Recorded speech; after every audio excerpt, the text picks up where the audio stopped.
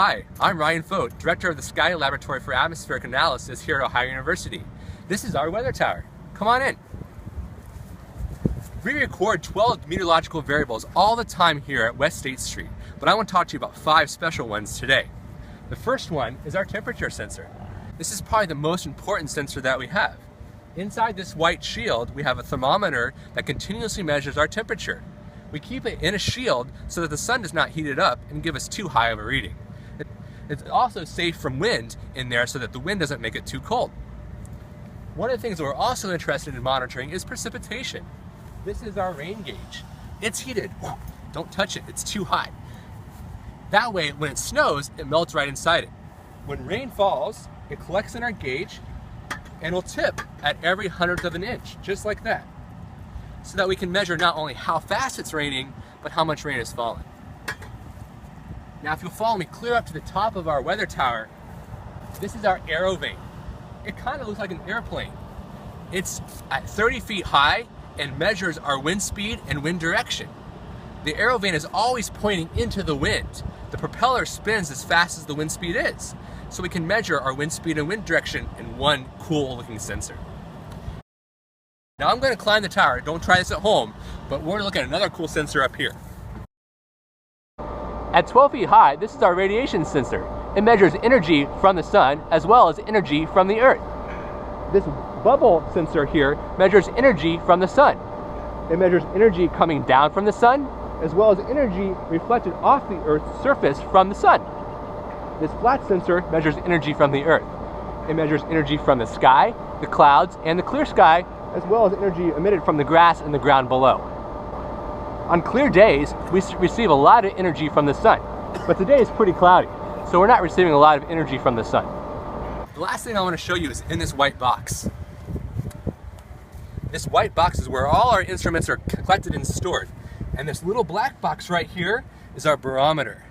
The barometer measures the air pressure, so when low pressure and high pressure change the weather around Athens, this barometer records all those changes. And you can see all of the instruments are connected through wires into these little ports, and a little computer here tells us about what's going on.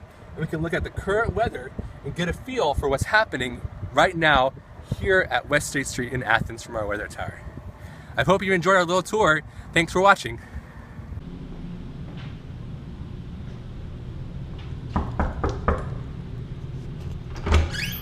Hello there, welcome to the Sky Lab for Atmospheric Analysis. Okay, so we just heard from Ryan out at the weather tower on West State Street. We're now going to look at how those observations come into our lab so that we can broadcast them onto the internet. If you look over here at the screen, you'll see all of our different variables that he was talking about. He talked about temperature, he talked about solar radiation, he talked about wind speed, he talked about barometric pressure. He really was talking about solar radiation and the cloud cover that we were seeing. During the early afternoon, this red sort of area here is explaining how we saw plentiful sunshine with fairly high amounts of solar radiation coming in, and then later in the afternoon we saw that solar radiation area dip down. This red here, we can see it decline rapidly by 1 or 2 o'clock, which isn't something we would typically expect. We expect peak sunshine around this time, and we really saw that decrease throughout the late afternoon. He also discussed the aero vane and the wind speeds, and we can see here on this graph the wind speeds really pick up in the late morning and early afternoon as the sunshine comes up, and we start to see the winds pick up from the south. Our temperatures warm up as well over here on the left.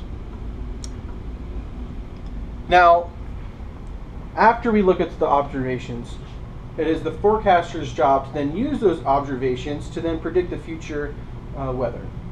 Over here on this other screen, we'll see that one of our forecasters actually published a forecast around the time that we were out at the tower. And you can see here they do about a 48-hour forecast with the graphics, and they post a forecast discussion as long as well as a detailed forecast. Thanks for visiting Scalia Lab. Bye!